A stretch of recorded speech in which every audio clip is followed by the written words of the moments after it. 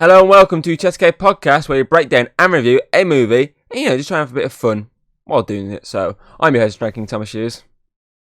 I wonder what film we're watching. You made that joke last week Did I? at the end. Oh yeah, You're like, I wonder. I completely forgot. My mind was just like, you've already made a Wonder Woman joke. I remember from last week. I've heard it twice. I heard it fucking obviously in editing and in recording. So I'm like, my mind's set to that. Just like James's Mr. Freeze fucking reference, which is not fucking Captain Cold. Oh, Oh, James. Luckily, he's not here. Today yeah. we're discussing Wonder I Woman, wonder why. released in 2017. It's there's both a prequel and a sequel to Wonder Woman's appearance in Batman vs Superman, with the start Yeah. and end being the sequel part, but the bit in the middle being the prequel. The movie is very similar to Captain America. We'll point that out right now. Yeah.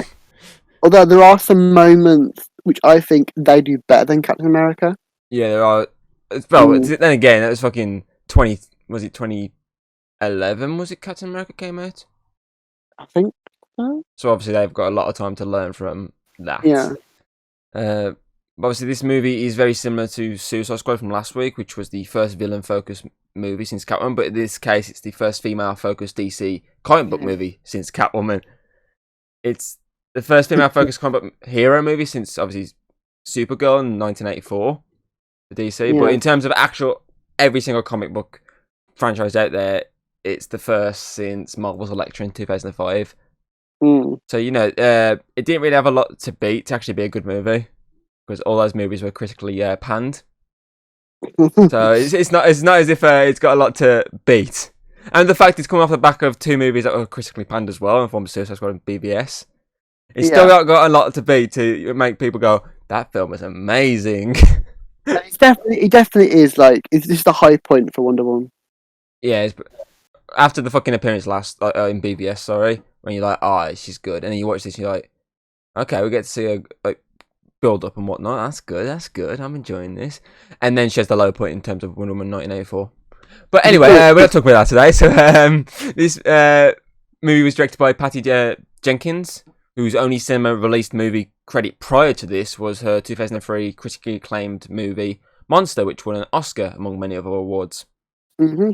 She literally went from that, did a few TV episodes here and there, and then did this. So it's quite a big gamble for Warner Brothers Eyes to go from, because essentially it's 2003 to 2017. It's 14 years. Yeah. So Big there's a big jump in terms of theatrical movies. So if you look at like Snyder, he was doing movies literally either every year or every other year before he got onto Man of Steel.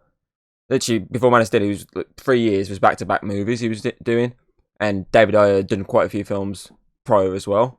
So it's a big gamble on Warner Bros. Half, but it paid off because it's it's a good film, which obviously we'll get to now, and we give some early thoughts, because obviously it's a lot different to what we've been watching in the last like 3 movies. Because obviously, it does have that dark overtone.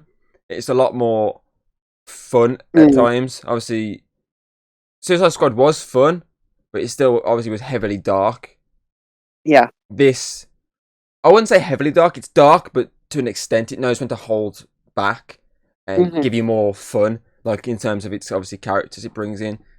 Yeah. They But it know knows when to when have to be fun. serious as well. It knows when to be serious as well. Obviously, it's set during World War One. There's going to be a few serious moments. Exactly. So obviously every sort of moment in Themyscira is obviously quite serious.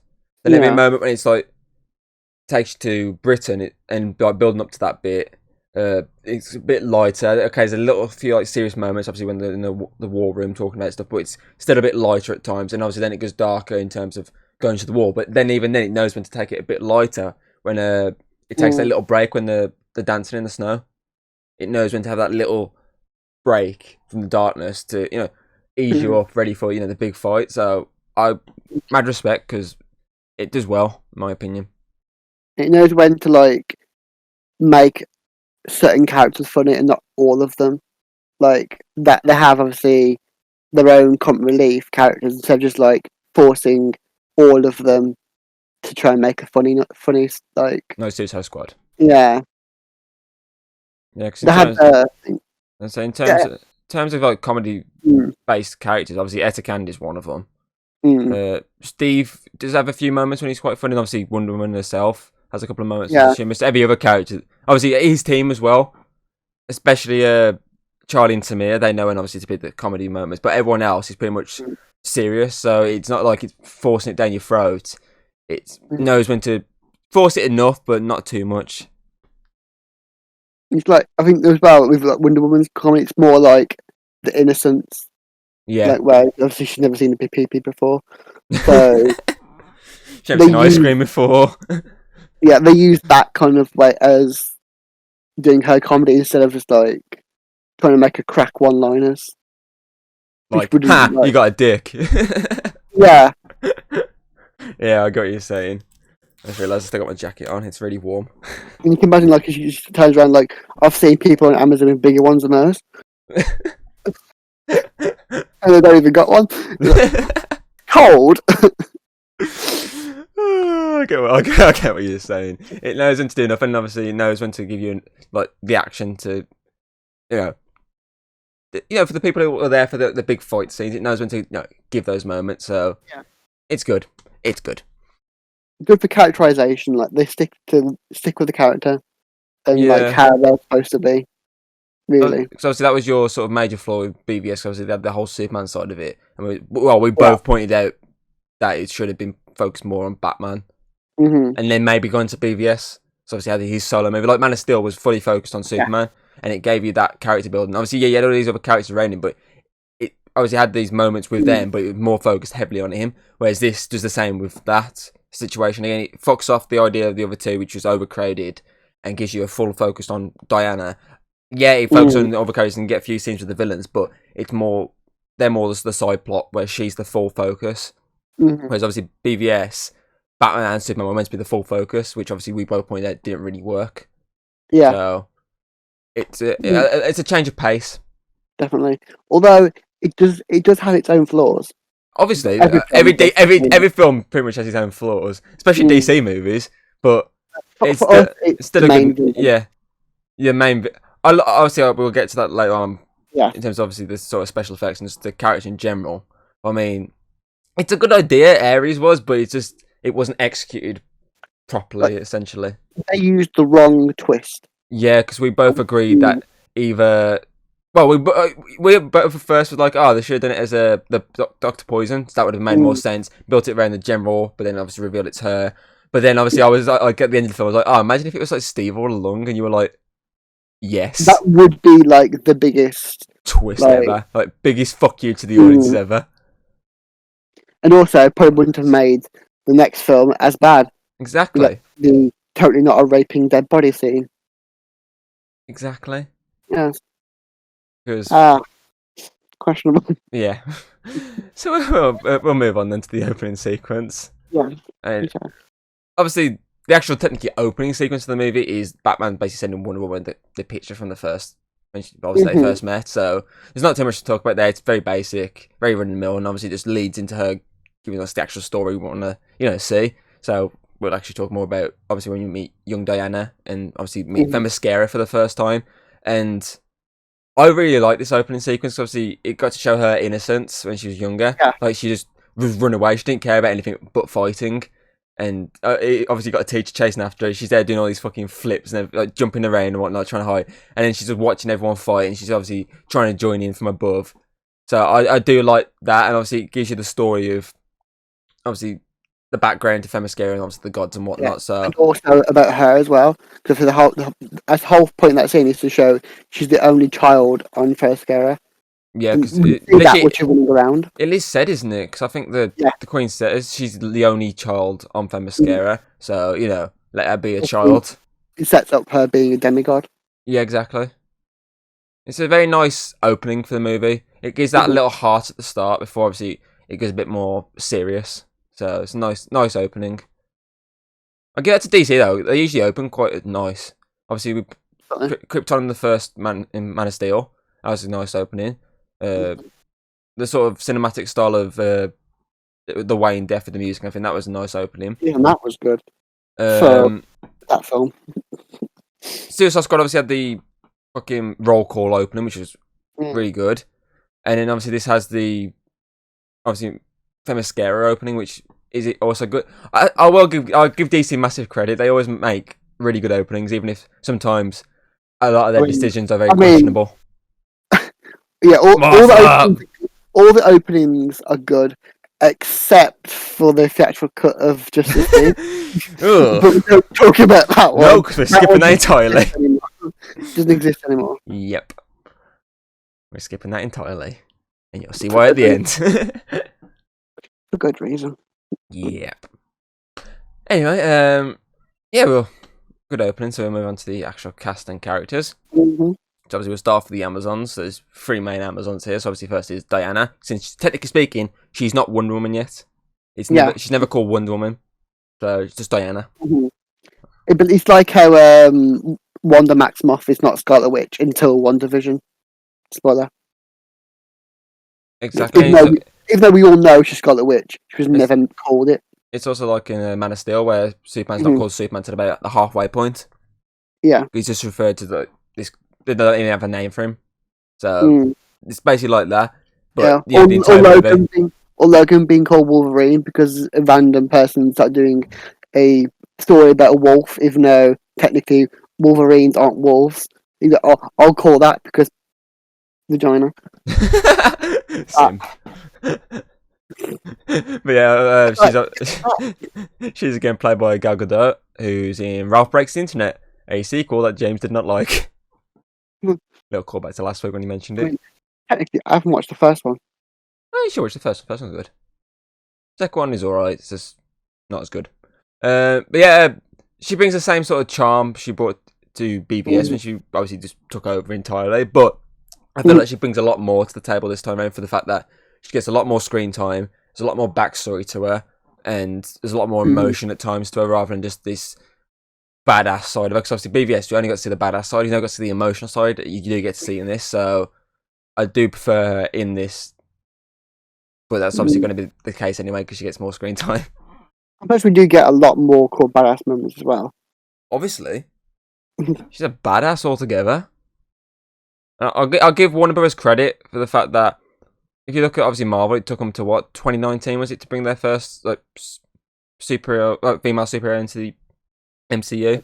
Like the first ever official Yeah, it was Captain Marvel, wasn't it? Mm. That was the first movie based on obviously one of their female characters. Obviously, there's been loads characters appeared here and there, but they never got the full focus. So I'll give Warner Bros. Credit for very 4 movies in is this to give basically Wonder Woman a shot, and it worked because it's a great movie, and fucking Gal Gadot is one of the reasons it is a great movie. Definitely, she adds that quite very formidable, intimidating kind of character, but also that sort of heartwarming as well. Because obviously the moment when at the end, spoiler, her lover goes boom. The actual the set you can see on her face, how heartbroken she is, and then realizes I think this is the anger she feels when obviously it happens. It's portrayed really well, and helps to hide the really bad areas. Agreed. So obviously next up we have her mom, Hippolyta, played by Connie Nielsen, who was in Gladiator. Are you sure it's not Martha? Oh, sorry, misread me notes there. Her name's Martha. Just like Batman and Superman, Wonder Woman's mom is also called Martha, so they're gonna have another Martha moment when all 3 of them meet again. But yeah, obviously it's the first time we're getting to meet her mom because obviously she wasn't in BVS, and obviously she brings the heart to Diana. So obviously the next character I'll speak about gives the backbone, the warrior side, whereas obviously she brings the niceness, obviously respect and everything because she's the queen of the Amazons. She obviously worries about her and doesn't want her to obviously get hurt and not to be corrupted by fighting and stuff because she wants her to be I think I'm guessing she wants her to not go to her full potential because that means her having to fight Ares. You know, I don't think she wants that to happen. Nah. Mm. Very clearly wanted her not to go to the war because she knew what was going to happen. But then again, she knew at that one point when she lets her go, she knows that she can't stop her. She just needs to respect what she wants Her to do. destiny. Exactly, it's her destiny.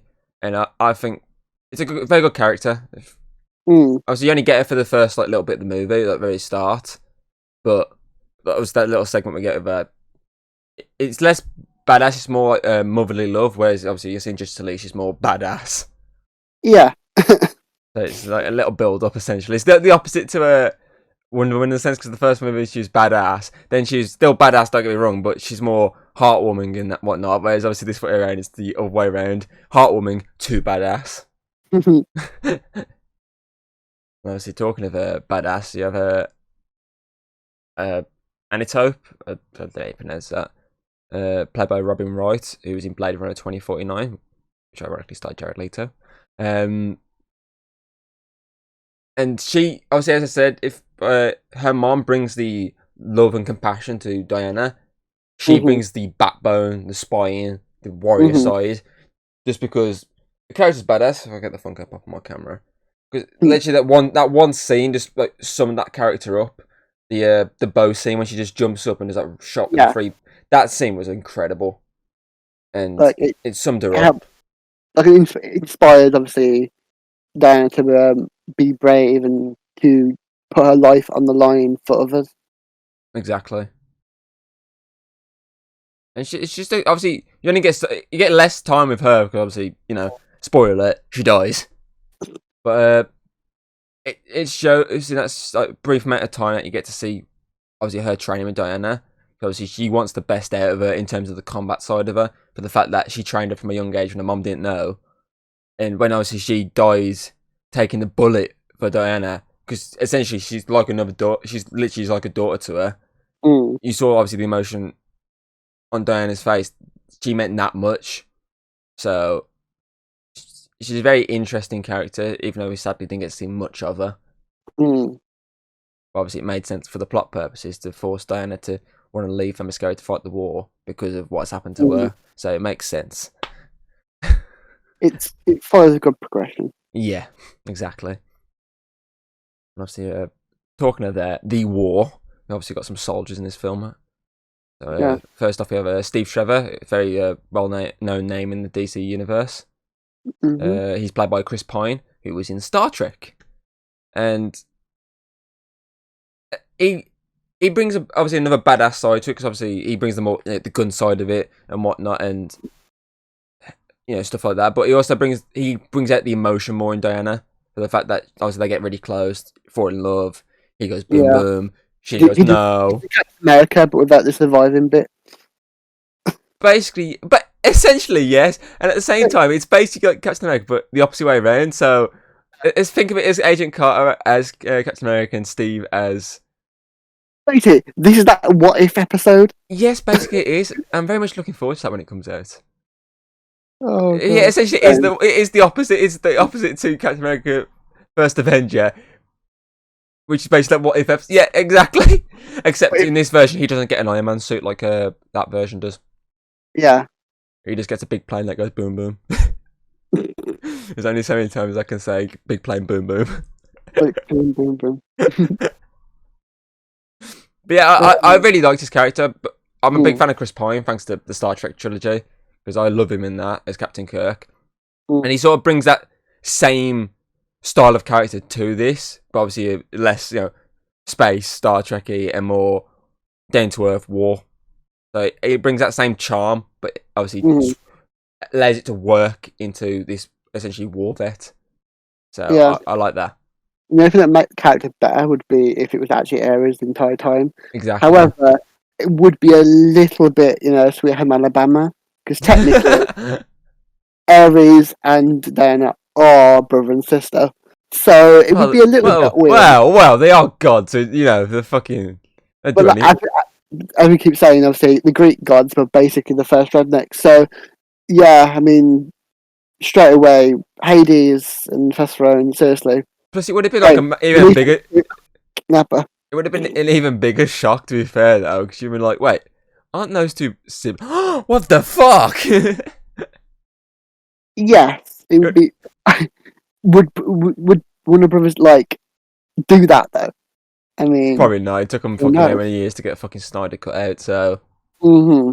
But yeah, it would have been probably a better twist than random guy that appears in a couple of scenes with mustache.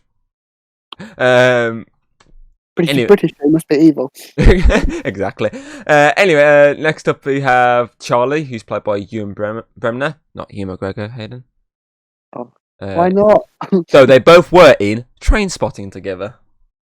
Well, we trains. Obviously, he's the Scottish humour of the movie. The fact that when you instantly see him, he's like getting drunk and whatnot. Yeah, the classic Scot.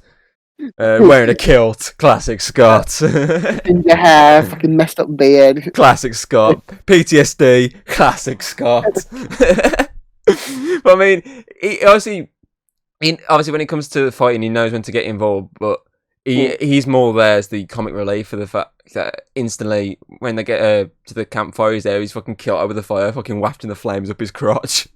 Literally, like the only way it could be more stereotypical is if you had a deep Bagpipes. fried Mars bar or something.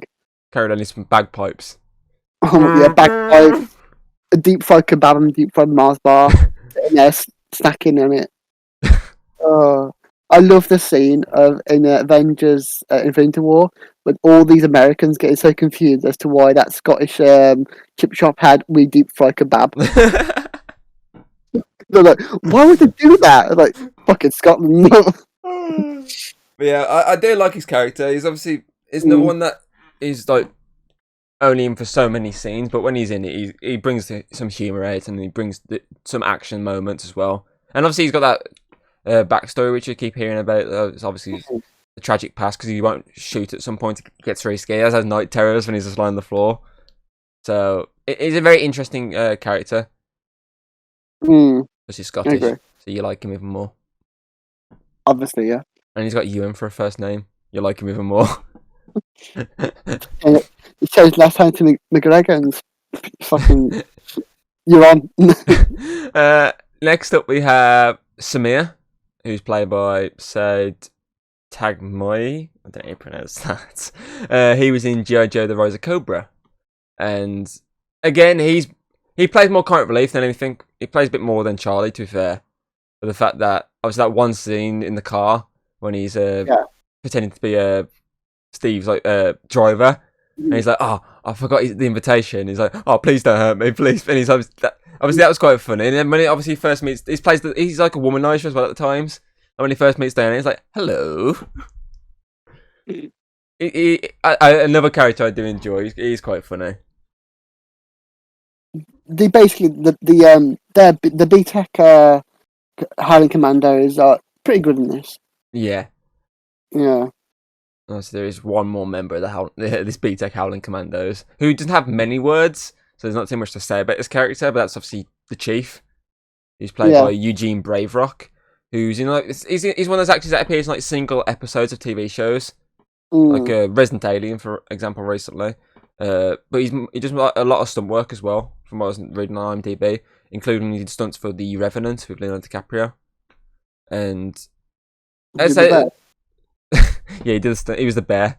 But yeah, there's not too much to say about him because he only has a few words, so he's literally just there just to essentially just make this group a 4-man team, and obviously also be the one that's sort of native and whatnot to sort of go, okay, this is the way we're going. Basically, the directions guy, essentially. Pretty much. Yeah, because. And also at the same time, he likes obviously to go, oh yeah, I'll let you know where the bad guy is. Here goes, light a fire. Oh, there's smoke over there. Go over there. Yeah. There's not too much to say about him, really. He's just, as I say, he's just there to fill out the numbers. And throw grenades. Which he does. Yes, he does. Very well. So we move on to the bad guys. So first off is General Londendorf. Yes. He's played by Danny Houston, obviously, with last storm he covered X-Men Origins Wolverine. And he was also in the movie Angel Has Fallen. and he's a lot better in this than he was in that film. Yeah. Obviously, there's not too much to his character apart from he's just a bad guy. He's an evil German. Yeah. Yeah. He's just basically a non-red Red Skull. hmm But I was thinking, like, he's literally like Red Skull if the skull never got red. Exactly. Obviously, he just gives that menacing, but brings that menacing nature to the movie. Yeah. Obviously, when he's popping those fucking gas canister things in his nose, he's like getting all this fucking pumped up as hell, fighting and whatnot. That obviously brings that menacing side to it, and obviously he can handle himself with Wonder Woman thanks to this, drug. Yeah. But other than that, there's not much to talk about him in general. He's sort of run the mill bad guy essentially. He's basically the red herring. Like, he's there to Yeah, make you think that's Ares. I mean, he did a good job at that. But you do think, like, your first time watching it, like, he could be, like, you think, that must be Ares then. especially when he takes the drugs and whatnot, and the comments from obviously Yeah, Doctor Poison it's is like like, your full power. yeah, exactly. It's to give you back your strength. So you're like, oh, maybe he's just basically a weakened Ares. That's why he's doing this to get pumped up and macho man again. But obviously, red herring. It's good red. I agree. Good red herring. Very good red herring. Good red herring, just the where it goes to is the wrong Yeah. place. Yep. But this next character is obviously another one that we agreed that it could have easily been her. It would have made sense. Obviously, there's less Sweet Home Alabama, and it's still hidden in plain sight. Which is obviously Dr. Maru, Dr. Poison, who's played by Elena Anaya, who was in Van Helsing, and obviously she's the one who brings the threat to the film with the whole gasp that she makes, and she's the one. Essentially, she's one that brings Wonder Woman back down to earth at the end. That's what she's there for, and she does that well. And as we both agreed, she definitely should have been the one that turned to be Ares in the end, because hidden in plain sight next to the guy that I thought was Ares. So, like, it's the whole phase of, like, behind what a powerful man, there's even more powerful woman behind him. You know what I mean? It's like that kind of exactly. phase would have worked well, and it would have been like this whole thing of, well, like Marvel's done it before. I mean, they made of the Marvel woman, and it worked. Other films have done it, like Marvel films, some DC films, not that gender swap or swapping something in that's different to the source material, and it would have worked still. I mean, they are fucking Greek gods. Who Well, knows what they can do? they They could could have. probably change. And so it could have still paid it off as it was. Obviously, Ares is still a guy, but it was like that's his form is taken. That's what I mean. Like, they could just switch willy nilly. Exactly, and obviously right at the end when it obviously would have been a big reveal of it's her. She obviously could have turned straight into that armor, and obviously it. Maybe they could have used the British guy's voice. You never know. Because British people always evil apparently. Then again, we do play some really good bad guys. That's true. Okay, I mean, come on. How many people fucking love Loki? Exactly. Christ. Talking about bad guys, obviously we have Sir Patrick. Spoiler alert, Ares. Who was played by David Thewlis, who was in Harry Potter and the Prisoner of Azkaban onwards. And I like his normal side of him, the British side of him. Sort of the one who's like, here's a bit of pocket money for you. Last you a couple of days. I like that side of him. Obviously, then we got the big reveal at the end. He's Ares, and it's not a big payoff as we would have liked, because we obviously both agreed the two other options above us were better options. But I do like the normal human side of him. I don't mind that. I think he does good at that. It's just that the Ares side we don't like as much. Yeah, I mean, the payoffs are like, for example, if it was obviously the love interest, like it would make it work, because the whole point of Ares is he was trying to get her on his side. They could say that that's the whole point of him going there in the first place, was to get her on the side. Exactly. Mm. I could have easily done it. They didn't have the kiss. Like she goes for the kiss. She's like, actually no. That's the easier way of getting about the Sweet Home Alabama thing. Yeah, just make him brush it off. Yeah. And then they realise of what? Wow, it's just like Star Wars. Or even that. They could have done a Star Wars.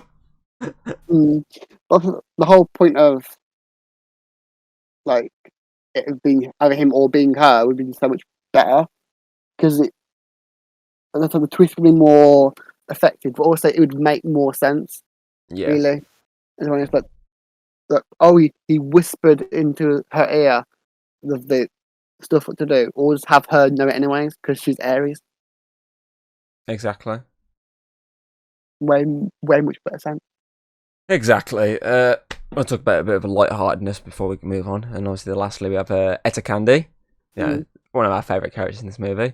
She's played by Lucy Davis, who was in the Oh chilling yeah. adventure Sabrina. Mm-hmm. And she does bring that comic relief to it, 'cause she's hilarious when she comes into it. Fucking just made my set around so I can actually get the Funko on screen. The scene when she obviously, which is these Funkos, when she's got the sword and shield, when she finally gets given it, and she's like, "Oh, that's heavy." And she's there trying to walk around this a town with like this fucking like sword and shield. And then when she comes around the corner, fucking when Steve and Diana are getting attacked by those guys, and she just comes around the corner, and she's got the sword and everything. She's like, "Don't make me use it." she's fun. And obviously the dress up scene when they're trying to get Diana dressed into like an Mm. outfit. That's quite funny. She's like, "Oh, oh, oh, oh, oh." She brings a lot of heart to the movie, and it's a shame they didn't use her more. Obviously, it made sense not to for the fact that most of the film after this was set in the war, so it makes Unless sense. when I bring her in, like she could with the Peggy Carter again. She can like be I'm a secret agent secretly. Whoa. She comes in with a big fucking minigun. Ah! It turns out she was Aries all along.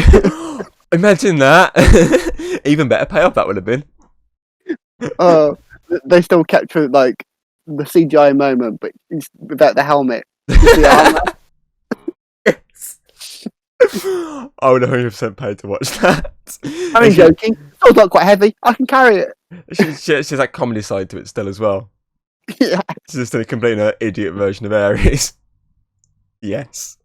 still better than what we got. Yes. Oh, let's move on to the story then.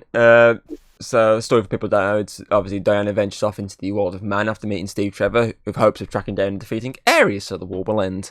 And PP. Yeah. So obviously, like most films, it's a basic plot. It's literally she wants to go to the war, track down General Ludendorff at first, to kill him, wins everything, yada yada. Obviously not him, but you know.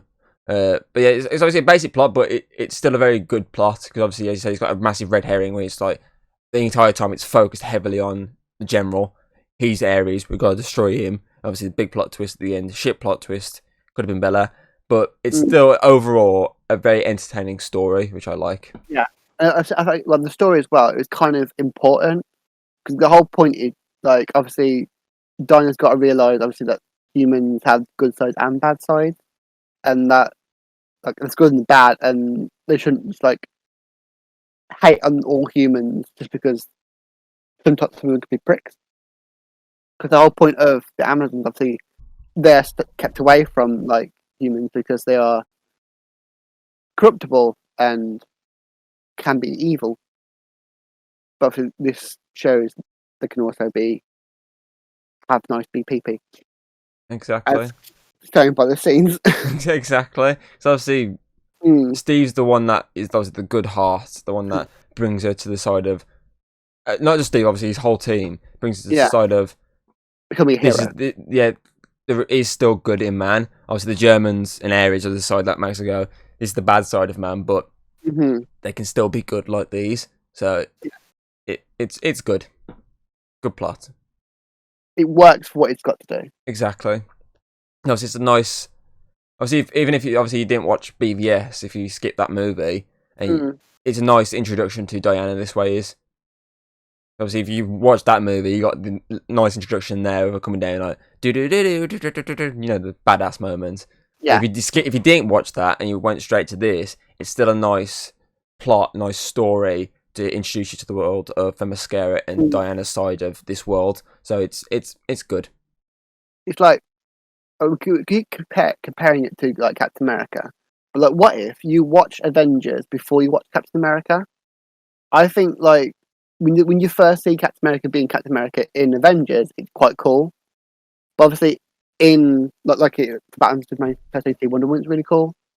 But I think the first intro of him actually being Captain America, it's more of a montage and isn't as like good. You know what I mean? It's more of quick, fast paced. Oh look, it's propaganda. It's still fun, but it's not as like impactful as the No Man's Land scene for Wonder Woman, where that shows her being proper badass, and it works really fucking well. I mean, that's a way of another reason for why I think they've done better than Captain America, and that's not that was probably the first time that they've ever heard me say something good about DC comparing it to Marvel. First ever. It's a big moment. I agree. It's good. So obviously talk about the cinematography next, and I think it's some very good cinematography, especially as you point out, No Man's Land. Mm-hmm. That sequence entirely. I just love the fact obviously when she's climbing up the ladder and obviously she's dropping the jacket, and obviously everyone's just turning around. Like, obviously Steve's just like, Diana, what the fuck are you doing? Pretty much. And then she gets up and it's that full focus of her walking towards the camera and it's like blocking the bullets. I mean, that's like the first moment she's properly Wonder Woman. Exactly, because obviously, Fully through the armor. exactly, because you've seen her fight prior to this from obviously the scene in the alleyway when she's having to like block all the bullets from Steve, which was again another well sort of shot scene. But this is the first moment, as you say, when she's fully is Wonder Woman, for the fact that dons the entire armor, is going into battle, yada yada, and it's good. And obviously, it goes on even further, and obviously she has to fight obviously this entire fucking town of Germans. I was gonna say Nazis then, but that's World War Two, not World War One. We're talking too much about Captain America. My mind's set on World War Two. These are like Hydra. No, there's normal innocent Germans because this is before they were evil. Well, they're still technically evil to an extent in this movie. Well, yes, but it's more But of not like World War Two level of evil. yes, this is just more like they're in a war, not they're committing genocide. Yeah, exactly. I agree. Yeah, as you can see by the time when like that guy felt really sorry for obviously the drive him pretending to be a driver. That, oh, I don't want you to get hurt. Go on through. If that happened in World War Two, I think I would have been shot. it would be like, yeah, you fucking hurt him. Racism. That basically sums up that era. Yeah, yeah. Oh god. At least there's none of that there. It isn't as bad in this film. Just sexism. Yeah, pretty much. A lot of it. What's she doing? She can't do anything. Oh, she's taking all the bullets and surviving. Oh, well, I feel emasculated. Oh god. Yeah, cinematography. Beautiful. You got very off track then. Yeah.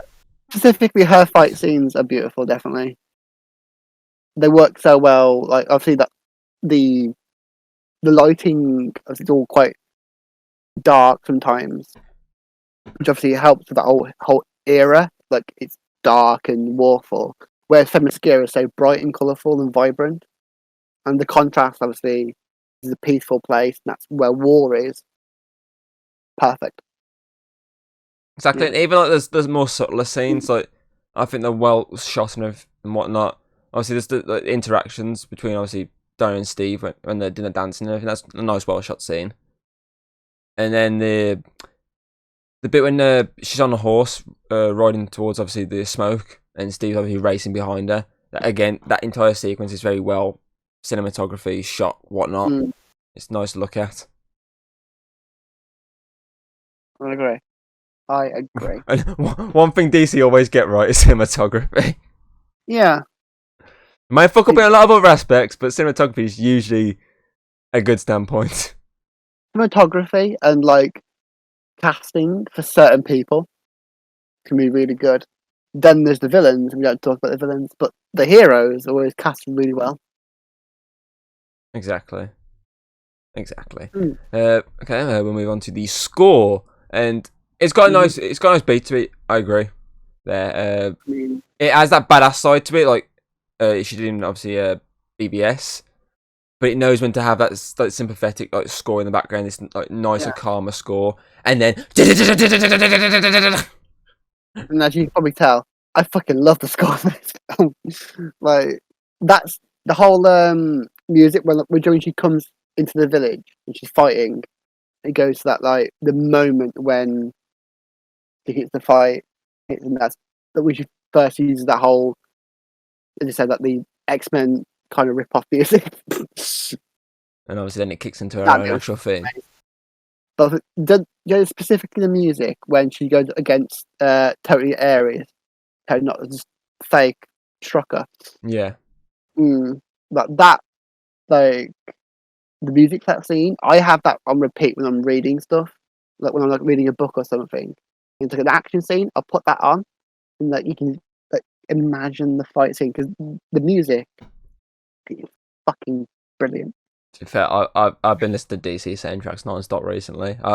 So another thing DC always get right in my opinion is the score. There was no to Yeah. have his kick-ass score in the background that makes you go, oh yeah. And even this, I'd say, remixed her theme from BVS with this extra themes. It obviously adds it Mm, inside when it comes to that core moment when obviously she does the fight. It kicks into a BVS theme that appears, but it knows when to like package that in with like this other mm, like actions theme. So it knows when to give you that moment where you're like, fucking yes, I know that fucking that's boy, yeah, yes, boy. and you can fucking feel it coming as well. Like when it quietens down, It and goes you can doo doo hear it. doo. You hear that the Yeah, drum beat and it hits. And you're like, fucking hell, that's good. it's the exact same thing you'll be feeling when you watch Justice League because they package her theme Yeah. in with like this new theme. Mm. They amped up her theme even more. So It's like the Avengers theme. Like when you hear it, you like yeah, you get each movie that changes ever shiver. so slightly. Yeah, and every time you hear it, when you like, feel that particular beat coming in, you get that shiver and like, oh yes, like like the full entrance scene specifically always gets me, and it's that music and that one, them two work so well. It's like so if you look at that, like went Mm. from literally normal basic Avengers theme to basically Portals, which is a Yeah. masterpiece, which is Oh similar yeah. to this. Obviously, it Yes. starts this one little Mm. beat that like the same sort of Okay. beat over and over again, and then they've Mm. added to it over the course of these three films and made Mm. obviously this theme even more stunning, essentially. Yeah. And And this is with that thing as well, like it has that break, and it's like, oh, it's coming. I mean, it's fucking amazing. exactly even the not just the Like, it's, score, though, the sound design itself, I think is really good at times. It reminds me of mm, the hurricane scene in Man of Steel when it just goes really quiet. So it's that mm. you jokingly at one point in this when Tommy, just turn the remote down. Can you turn it up again? Because obviously it goes that, really quiet, doesn't it? that's when the explosion Yeah, happens. it's Oh, good. I can't hear. Good sound design, very good sound design. Mm. That's, next up we have the special effects, and apart from a bit I'll get to in a minute, I don't think the special effects are bad. Yeah, pretty good. Like There's a lot something of like complaints to special effects for this movie. Bit like Suicide Squad, there's a lot of complaints to mm, special effects, but I don't think they're bad special effects. I think they're actually decent special effects. The only yeah, obviously one I have the issue is obviously the Ares eyes because you can tell it's obviously digitally put underneath. And I did state it would have made more sense not seeing the face, like you just like this darkness underneath. or like a smoky blackness coming from it would be Exactly, amazing. not just clearly visible that this guy is not definitely under there. But yeah, other than that, I don't mind the special effects. I think they're actually really solid special effects. I agree.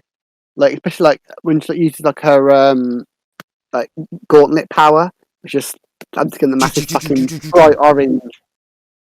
Oh, when she And fucking clangs them together. yeah, Yeah. that's fucking brilliant. And I see the whole when she uses her lasso as well, like the proper bright, yeah, blinding yellow when she uses it, and then when it fades away, you can see it slowly fading away. Oh, it's beautiful. Chef kiss. Mwah. I get a good old Gordon Ramsay chef kiss. Fucking raw. Okay. Okay, we'll move on to the He saw, action then. he saw the next film. He saw the next Wonder Woman film. He didn't like it. We'll move on to the action then. And overall, I think there's some very solid action in this movie. There's a lot of good action. Obviously, specifically, in my opinion, the best fight is the No Man's Land fight. Definitely. Obviously, it's not really a fight. It's literally just them shooting her. But I mean, it's the idea of her the blocking every bullet. The bit with the shield when she like bashes the fucking grenade out the way, and then mortar, sorry. And when she just drops down, she's taking that fucking what's the Gatling gun? She's taking the Gatling gun fire. Yeah, And she's just there sliding backwards. That was fucking really well done. And even to be fair, though obviously his face is a bit annoying. The Ares fight, it still was quite interesting to watch as well. Obviously the fire surrounding him throwing everything at her having to like blast him and what. It was still a very good fight. And even the London Law fight. Yeah. When he took the power and he's there just fucking smashing. He's doing the most like basic fight ever, just throwing stuff at her like, kitchen sink. Whenever she fights, it's good. Even the training at the start, not the very start, but when she's like all grown up and she's training with her. She feels she's the power. Yeah, she's training with Antiope, and she's obviously getting the crap kicked out of her. She's like, "Oh, you're weak. You can't be doing this on the battlefield." And obviously, then you say she just puts her gauntlets together and blasts the shit out of her. It's a very obviously there's a lot more action in this than there was in Suicide Squad, but this is more like superhero action in the sense of physical combat rather than obviously Suicide Squad there's gun and there's a few weapon combat. So I'll give them top marks for action. I mean, even like the scene when she fights B-Tech Red Skull, still a pretty good fight. Because like both evenly matched, but she's still more skilled. Because obviously, it's fucking Amazonian. Exactly. Now, where's my Amazon Prime delivery, please? Is he stuck in Themyscira again? Yeah, and Jeff Bezos got it. Okay. And you know what time it is, don't you? Bum, bum, bum, bum, bum. So who wants to be a millionaire? Hi, I'm Chris Tarrant. I went to say Hayden's editing error. Sorry, my bad. I misread it again. 50-50. We've only got phone a friend left. Oh, okay, then I'll phone a friend. I'll call you. Because I don't clash James. I like to friends. But yeah, editing wise, it's just the same. It's like the other ones. Nothing special. Nothing special. But nothing bad. But nothing bad either. Like you can't really knock it, but there's better editing out there. But it's all good. Okay, then we'll move on then to pace of movie. Pacing of the movie. That didn't sound right coming out. I think it's decent pacing. Obviously, it has this start. Obviously, this sets in the present. It brings you into the past. Then has this little build up of Diana obviously growing up. Obviously, then brings in the war side of it to her island. Then forcing her to go to the war, and obviously building up eventually to the big end fight. I think it's decently paced. I don't think it's too rushed. I don't think it's too slow. Yeah, they know when to slow down and they know when to speed up. Exactly, because it obviously it flowed perfectly, and it kind of flew by. To be fair, obviously that's usually a good thing when it feels like the movie's just gone completely. You're like, whoa. Obviously, if it's too slow, it just doesn't feel like obviously it's ever ending. Or then, it's too fast. You're like, what the fuck happened there? Exactly, but this just does enough to make it feel like it's less than 2 hours, but at the same time, it is still 2 hours. And it's still fine, in my opinion. A bit like we'll see with Justice League next week. Though it's 3.5 hours long, it fucking flies by. You start watching it, eventually you're like, shit, what the fuck? Is that over?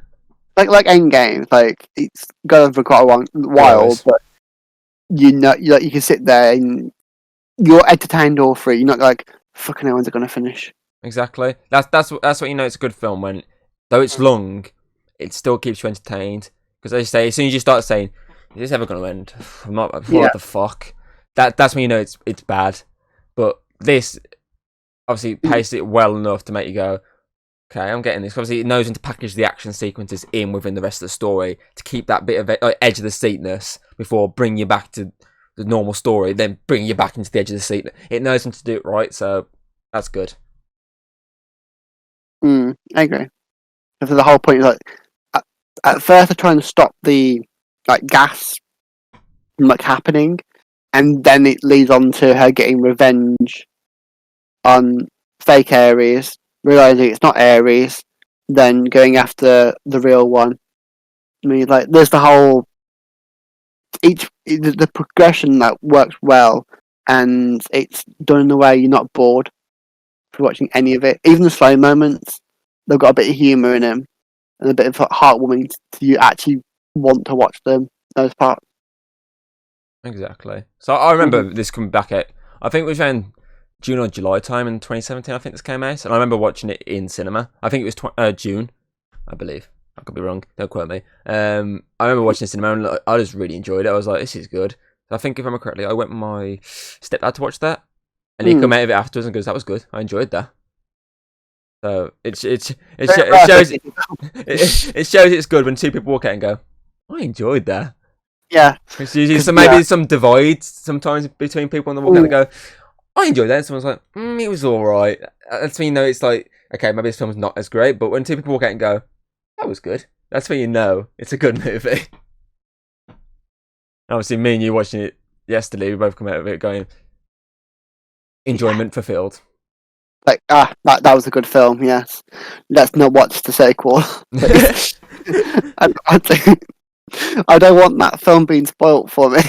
Yeah, but the thing is that if you watch the sequel, it'll make you love the first one even more. Cause you'd be like, that's why I think I love the first one even more now after watching the sequel. I'm just like, the sequel's shit, but the first one, whoa, it's outstanding in comparison. Yeah, it's like sometimes when a film's so bad, it's amazingly good. It's like watching.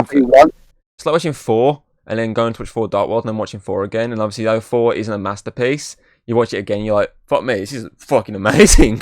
Yeah, it's way better. I mean, as we keep saying, the only really good parts of Dark World was Loki. Exactly.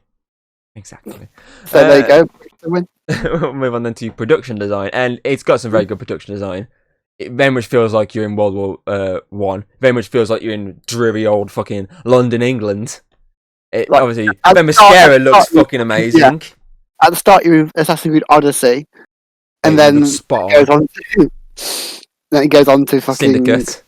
Yeah.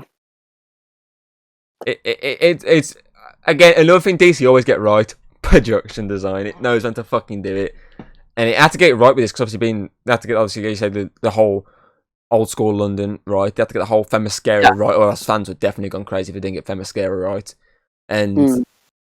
Obviously, the war side of it in France, they had to get that right. And overall, 4 marks from me for the production. Yeah, I agree. Another chef's kiss. They did great.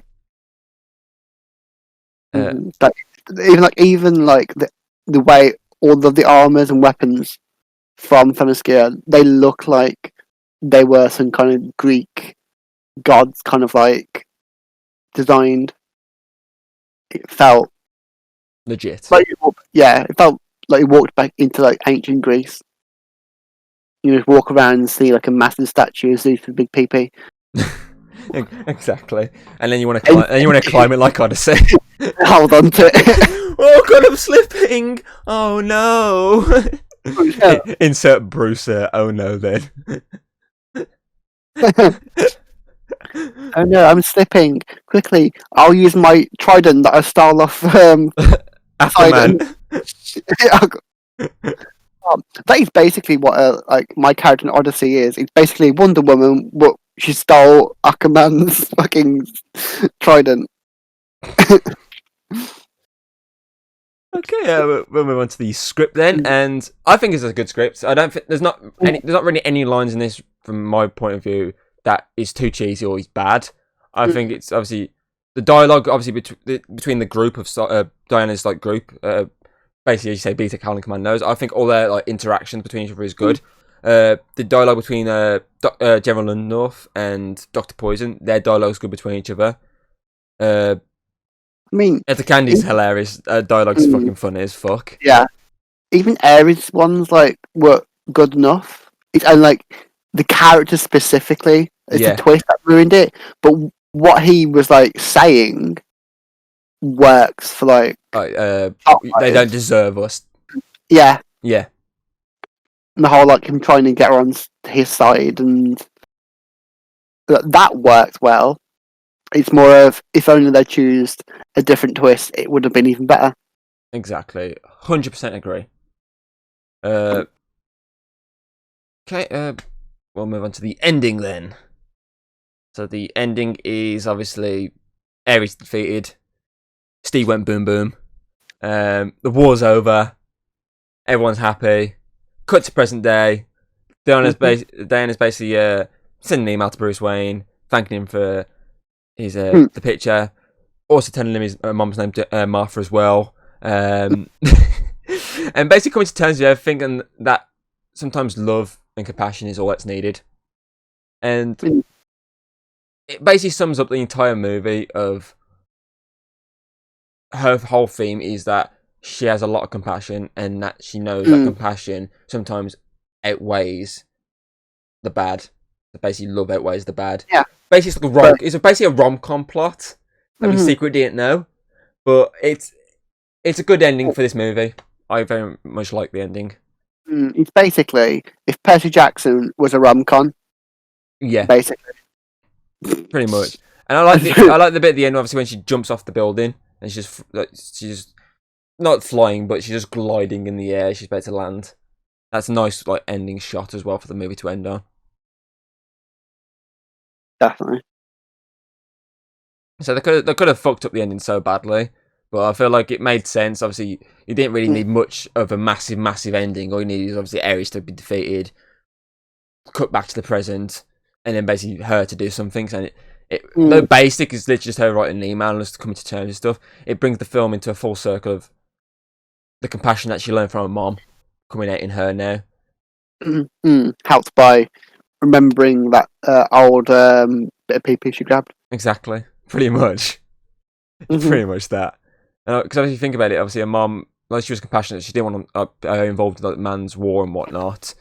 Whereas obviously that's gone in her mind, the whole not getting involved because the whole Steve being there, that's like intertwined with her mom's sort of ideals and made a new ideal for her. So as I say, it brings the film into a full circle by bringing two of her characters that are close to her into one, essentially. And I think it leads on to her becoming this protector of man. Exactly. Pretty much. And leads her to have a relationship with Bruce. Exactly. Because, them two are definitely hunker hunker. Boop boop! Yeah, because Superman's dead. Remember, he's dead. He can't. They can't do it. Exactly. Totally. We'll move on then to our favourite moment segments. I've said it many times what my favourite moment is. My favourite moment is hands down No Man's Land. Specifically the shot of the ladder when she gets up and she's walking to the camera. That specifically is my favourite moment in this movie. I thought you were going to say the moment when she was getting like dressed and there was like changing different outfits. The shopping scene. I thought you were going to say that. I'm having very much Vietnam flashbacks right now. I've been stuck outside of a shop while someone's buying shit. I'm having real bad Vietnam flashbacks right now. Why? I mean, Because standing around by a clothes shop is boring as fuck. go to your section then. It's a women's clothes shop. Well, then 3 and 4. You should go down to the game like Dan does. That's too far.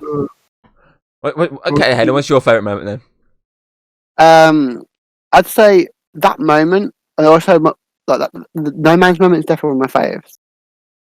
But I also really like the scene when like she's holding the tank and she's about like Oh, I bet you crushed Dr. Poison. yeah, that's a good scene as well because like you can see like the anger in her, but also she's like questioning, should I do this? You see like the whole conflict she has with herself. There's two, internal struggle. mm, Angel and demon on the shoulder, essentially. basically, yeah. And it's good. Also, it shows how fucking strong and badass she is. Just holding up a fucking tank. I agree. So, yeah. It was a really, really good scene, that was. I agree. But I'm still And sticking any with No scene Man's where Land. that scene and any scene where she uses her music, Yeah, hands down, good. I feel like Good solid soundtrack. We've already stated that mm, many times. Okay, we'll move on to the important part of the day, which is rating this movie. So obviously, I've always stated, love this film. Good soundtrack, good cinematography, good action, good acting, good story. You name it, it's got it. It's a very solid DC movie. It's a different change of pace to what we've had over the last 3 movies. So with that, I'm personally going to give Wonder Woman a solid 9 out of 10. I agree. 9 out of 10, definitely. But that would be mine as well. 9 out of 10, because if they had the whole like hour twist, they got us to work for them, and had the hour twist to it, then it'd work. Hire us. We know what we're doing. Yeah, they would give it 10 out of 10. Exactly, I agree. Yeah, if they did Ares better, it would have been like brilliant film, Yeah. perfect. If it, obviously, I say if they did Ares better, it probably would have been. Obviously, Mm-hmm. it would have been very much up there. The best DC Exactly. film. But obviously, they fucked up the twist, so it brings that down a little bit. Mm. Okay, so that gives Wonder Woman a Chatter Cave overall rating of 9 out of 10. Yeah, that's correct. That's maths. got your little calculator out. Beep, beep, beep, beep, beep, beep. Yeah, Yep, my brain. 9 out of 10. Okay, we'll move on then to our Chatter Cave MVP award. And this week, we both agreed. She grabbed the runner-up award 2 weeks back. Yeah. And she's gone 1 up this time, so she's our first person to win the runner-up and the actual award. So our Chatter Cave MVP award for this movie is Diana, played by Gal Gadot, because she's incredible. She brought that fucking amazingness she brought in BVS, that few sequences she was in, into this like fucking 2-hour movie. And it's one of the main, not one of the main, but one of the many reasons this movie is very good overall. Definitely. Like, I would say, like, not only does she add that badass, but she adds those like emotional moments that make her seem more like human, more down to earth. But also has scenes where she looks like an unkillable god. So, you know, really good. She did good there. Agreed. Mm-hmm. And obviously our runner-up this time round, we both agreed. Etta Candy, played by Lucy Davis. She brings the comedy value and the extra little bit of heart we need in this movie. She's hilarious. She's great. She's well acted. She's a good character. Shame we didn't get to see more of her. And there is I will point out, Hayden, there's a little reference to her within the sequel. There's a little picture of Diana and her together. So they got obviously they eventually must have hung out a bit more. A shame we didn't get to see it. Like an end credit scene. Yeah. Then like the Swarmer scene.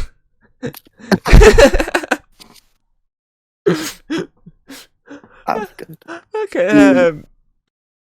I'll give you my question of the day then, Hayden. So my question of the day this week is: what other female DC superhero, could be villain, doesn't matter, would you like to see get their own solo movie? Zatanna. I put that on my list, and she's already getting one. Okay. There's one in the works. Warner Bros released like an image recently of like the upcoming like Slater films, like Shazam, Battle of the Gods, Aquaman 2, basically all this stuff. And Zatanna's name was one of them. Zatanna and Batgirl were 2 of the ones on there. Definitely, like the Batgirl would work, but I think Zatanna mostly because of the Magic. Yeah, it would open more to the magic side of DC. Exactly, because obviously they haven't really done that yet. They're probably like they've kind of touched upon it in this film. I kind of touched upon it as well in Shazam, because obviously there's a whole magical aspect in that, but it's not fully magical. Yeah, like they'd be more cool to like have the full essence of it, and also they might even introduce Doctor Fate. Like maybe like at the end, her father uses. I think he's in I think Doctor Fate's in Black Adam. Is it? I think Doctor Fate, Atom Smasher, and Hawkman. I Mm. believe, and there's someone else as a female one. I can't remember who she is off the top of my head. It's Mm. not Hawk Girl. It's someone else. Basically, they're all going to be in that movie. But yeah, it would be interesting. Obviously, that would be a way, obviously, to bring. It would have been an interesting way to bring him in as well. I agree with that as a tenor. I think remember in Young Justice, the whole point is obviously her dad becomes Dr. Fate. Exactly. Mm. Or another like spin of it is Poison Ivy. That'd be a good Oh, one that'd be to a do. good one. Well, Villain-wise. they were going to do a Gotham City Mm. Sirens at one point. Like, So, like like the Venom film, basically, like just more on her because obviously out of all of the villains, like her and Harley are the ones that could be used as anti-heroes because there are times when she's not as bad. exactly. So that could work. It would also be a good idea to use them and like use like a story of her and Harley. They can lead into that. That'd be quite cool as well. But mostly Exactly. I want to Tanner because you know John Constantine, put him back in. Exactly. We can we could technically use the CW one because it's Constantine. Exactly. Another Might one I had. Obviously, I've already said. I said Hawk Girl in that comment when I was saying she's not in mm, Black Adam, but I feel like Hawk Girl would make an interesting solo film for the fact that we had her in Legends and we never got to really see much of her. They in my opinion, they really underused Hawk Girl and Hawk Man in Legends in the first season. yeah, they did. So it'd be interesting to have like her own solo film. Like Mm, that'd be quite cool. Another one I had was Black Canary. It could be the mm, one that we saw in Birds of Prey. Could also be obviously a more obviously comic accurate version, but either way, it'd be an interesting way that would be to bring Green Arrow into the fold. mm-hmm. Obviously, they have a Okay. romantic thing. Plus, obviously, if you looked at Birds of Prey, obviously a lot of the focus was heavy on Harley, which was a shame Mm-hmm. because they basically misused Birds of Prey. They could have used that as its own movie, Mm, and obviously you only got like one scene of Black Canary using her powers. So it would be interesting to actually have a proper like mm, a vigilante Black Canary solo film, as say, which would be a good way to then bring in Oliver Queen. So yeah, because as you said, like they're very well connected. exactly, It's in Arrow. They've got 3 different versions of her. exactly. So that'd be interesting. Obviously, there's fucking loads of other female superheroes or super villains that could make Yeah. into many fucking movies, and not just DC, Marvel as well as fucking. There's so many comic book characters that could get their own adaptations. So it'd be interesting to see what the future brings. Yes. Mm-hmm. I think that pretty much covers everything. Uh, so yeah, that's it for Chat Cave Podcast this week. And yeah, join me and Hayden next week as we take a look at not the theatrical version because fuck that movie. We're No. probably going to slate it anyway within that review. So Oh, yeah, well. we're going to take a look at the technically 3.5 hours because it's half-hour worth of fucking credits. Movie that is Zack Snyder's Justice League, which was recently released, and Ooh. I don't think Hayden's watched it yet. Have you? No, I'm Hayden waiting for hasn't. you. I've watched it and it's good. I'm very interested to see her perspective on it. So yeah, I've been your host, Drinking Thomas Shoes, Mm-hmm. We live in a society. and this has been Chat Cave Podcast. And Hayden, it's been a nice day, sunny, bright day today. You fancy getting some train station ice cream? And that's not my attempt to get you by a train track to push you into a train, so I can steal the company from under your nose. Are you sure? So why is James coming out then? No reason. I'm definitely not going to try and push him as well. Well, it's how we'd want to go. Death by train. Of all people. So, train station ice cream? Yeah, okay. Excellent. What's that over there, Tom? What? Ah!